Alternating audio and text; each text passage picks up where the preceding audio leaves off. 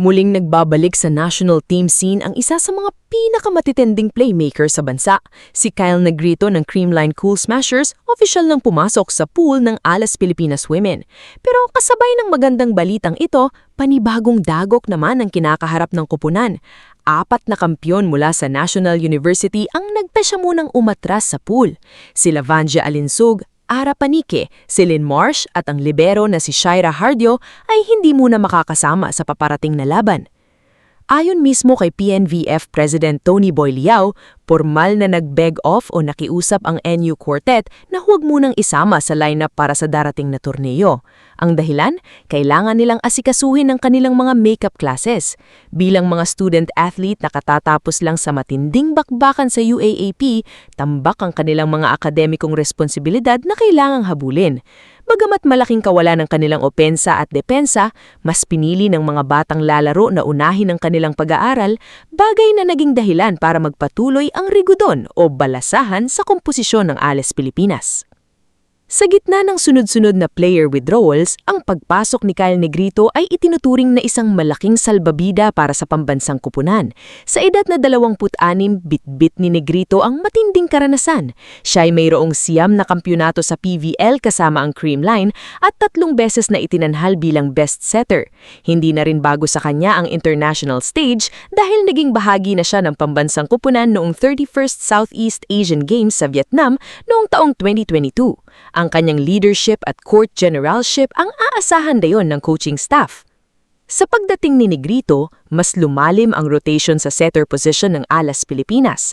Makakasama niya rito sina Tin Ubaldo ng FAU, Cloan Mondoniedo ng Zeus Coffee, Natalie Estrelier ng Letran at Jules Tolentino ng Nextled, bukod pa sa kanyang mga Creamline teammates na sina Alyssa Valdez at Kayla Atienza. Samantala, nananatili namang may question mark ang status ng dating PVL MVP na si Myla Pablo.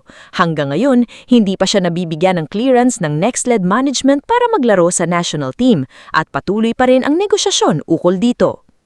Malaki ang magiging implikasyon ng mga pagbabagong ito sa takbo ng laro ng Alas Pilipinas sa darating na 2026 AVC Women's Cup ngayong June 6 hanggang 14 sa Candon City.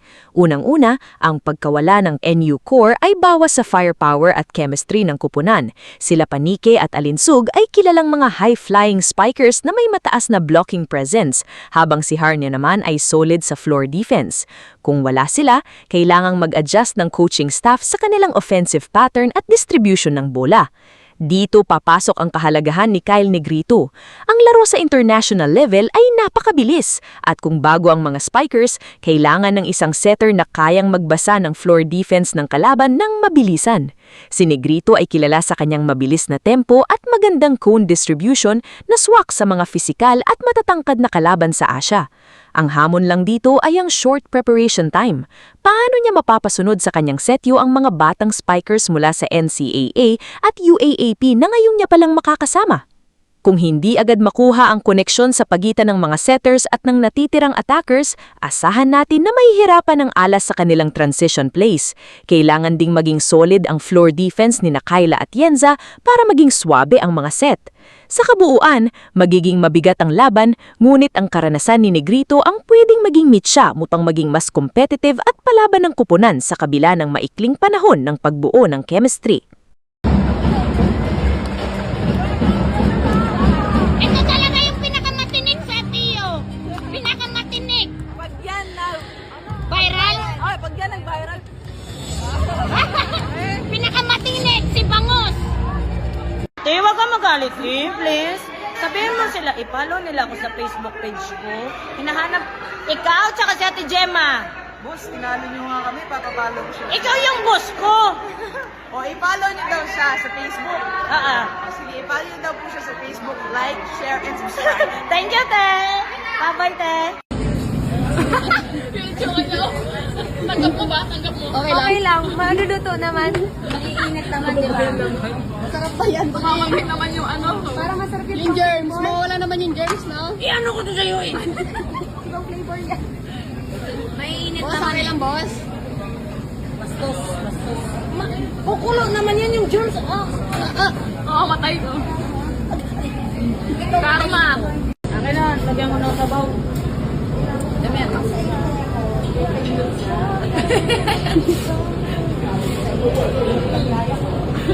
Di ba paano malalagyan o?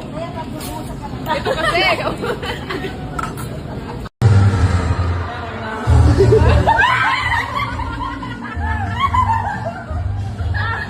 Ulit!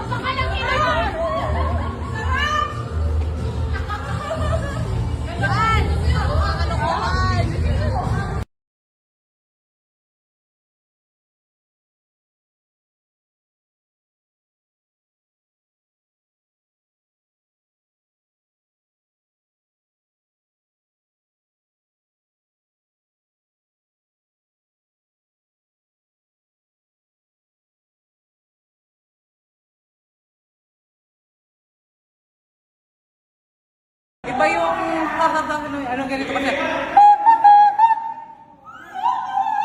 Tama?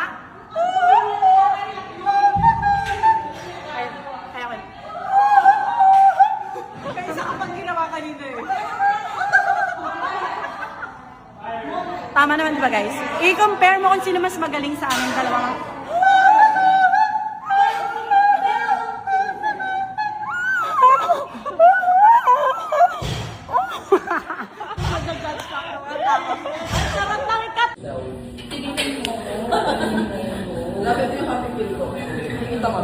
Sila, grabe kayo kay ate.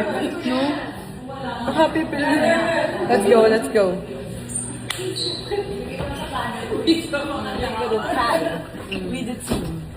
Picture. My God. Aray ko. Picture. Picture daw. Uy, Bima, sumali ka. Sumali ka. Sir, why no? Sir, tinapa kayo. Going back to Honolulu just to get to Maui.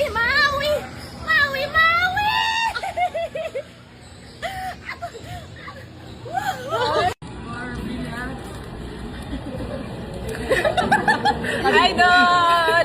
Bahay naman po kay Mike Ortiz. Sarah. Sarah. Ganda naman. Bye, Dee. Good luck. Congrats! Congrats, napakaganda mo, Wee. Congrats, G. Congrats po. Congrats. Uy, ano yung binubulong din? Congrats, te! Grabe talaga, oh! Walang pahinga, oh! Ay! Walang pahinga, oh! Ay! Gwapa ka, te! Gwapa ka! Follow nyo nga to si Buding, nakakainis, nanguutos pa eh. Huwag ka magalit! Gold medal! Follow nyo siya, guys. Thank you, te! Game?